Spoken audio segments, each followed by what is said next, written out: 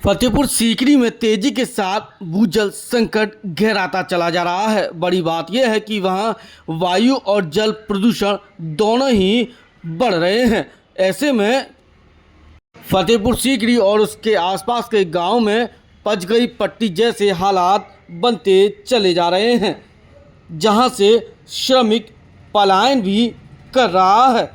इस चिंता को लेकर उत्तर प्रदेश ग्रामीण मजदूर संगठन की ओर से एक प्रेस वार्ता आयोजित की गई और सरकार से डिमांड की गई कि फतेहपुर सीकरी में स्वच्छ पेयजल लाया जाए।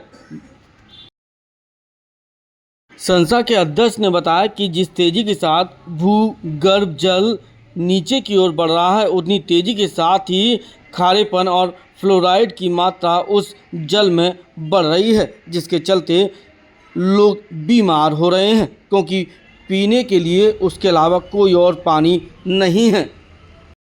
उनका कहना है कि इस पानी के पीने से आदमी बीमार हो रहा है, हड्डियां कमज़ोर हो रही हैं और ऐसे में श्रमिक काम के लिए भी कहीं नहीं जा पा रहा, क्योंकि उसके शरीर में इस पानी को पीने के बाद कमजोरी और बीमारियां बढ़ रही हैं। ये जो है ये प्रेस वार्ता का जो मुख्य उद्देश्य है कि फतेहपुर सीकरी क्षेत्र में जो प्रदूषण है, जल प्रदूषण की वजह से पशुओं में, बच्चों में, मानव में और वहाँ जो जल प्रदूषण से शारीरिक अस्वस्थता, दिव्यांगता और नज़र कमजोर है, शरीर में तमाम बीमारियां पैदा होती हैं। तो इस संबंध में हमारा मुख्य उद्देश्य है कि जल जो प्रदूषण है उसको शोध किया जाए और शोध की व्यवस्था की जाए। जैसे वैसे भारत सरकार, राज्य सरकार प्रयास कर रही है जल स्वच्छ जल देने के लिए, स्वच्छ स्वास्थ्य के लिए। तो हमारा मुख्य उद्देश्य है कि जो है स्वास्थ्य विभाग जो है लोगों का परीक्षण करे, लोगों में इसके लिए एक जागरूकता लाएं कि जो है पानी शोध करके पीना चाहिए और पानी के लिए शोध के लिए जो है सरकार व्यवस्था करे, जिससे लोगों को शुद्ध पीने के लिए पानी मिले, तो बीमारियों से बचाव हो सके और जो दिव्यांगता शरीरों में आ रही है वो कम हो सके और पशुओं में, पक्षियों में स्वस्थता रहे। क्योंकि पशु भी जो है दुधारी पशुओं को जो लोग लाते हैं गाँव में, तो जो कुछ ही दिनों बाद जो है दूध कम देना कम करते हैं। तो जो है जल प्रदूषण के संबंध में ये बात है कि जल जो दूषित हो रहा है उसको जो है शोध के लिए एक जो है जागरूक अभियान चलाया जाए और जल शोध के लिए व्यवस्था की जाए, जिससे बारिश का पानी भर के वो शोध हो सके और लोगों को पीने के लिए पानी मिल सके।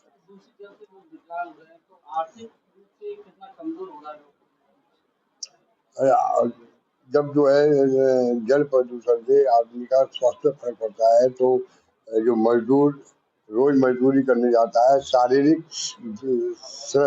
श्रम नहीं कर पाएगा, तो उसे मजदूरी पूरी काम मिलेगी। यदि श्रमिकों को स्वस्थ के लिए आवश्यकता है कि श्रमिक स्वस्थ रहे, सही काम करे और उन्हें जो है स्वास्थ्य लाभ मिले, जिससे जो है अपना परिवार का भरण पोषण कर सके, उसकी इनकम भी बढ़े, उसकी आमदनी भी बढ़े। संस्था के सदस्यों ने बताया कि फतेहपुर सीकरी में ही एक तेरह मोरी बांध है, लेकिन ये बांध इस समय टूटा पड़ा है। विभाग ने अभी इस ओर ध्यान नहीं दिया है। ऐसे में बारिश का जब पानी इन नदियों में आता है तो बह कर आगे चला जाता है। अगर ये बांध सही हो जाएगा तो यहाँ पर पानी रुकेगा और भूगर्भ जल बढ़ने की उससे पूरी संभावना होगी, क्योंकि भूजल स्वतः ही रिचार्ज होने लगेगा और जो खारे पानी की समस्या है वो धीरे धीरे दूर होती चली जाएगी। लेकिन इसके लिए शासन, प्रशासन और सरकार को कदम उठाने होंगे। क्या नाम है आपका? मेरा नाम सीमा है। मैं फतेहपुर सीकरी में रहती हूँ, जहाँ पर पानी की बहुत ज़्यादा समस्या है और वहीं पर एक बांध है जिसे तेरामोरी बांध बोलते हैं। उसके गेट टूटे पड़े हैं। मैंने खुद वहाँ पर जाकर देखा है गेटों को टूटे हुए। अगर वो गेटों की मरम्मत हो जाए, पानी एकत्रित हो सकता है। पानी एकत्रित होने पर वो भूचाल में एकत्रित होकर तो पानी की सुविधा हो सकती है। जैसे खारा पानी होने की वजह से दुधारू गाय भैंस हैं वो कुछ दिन बाद दूध देना कम हो जाती हैं।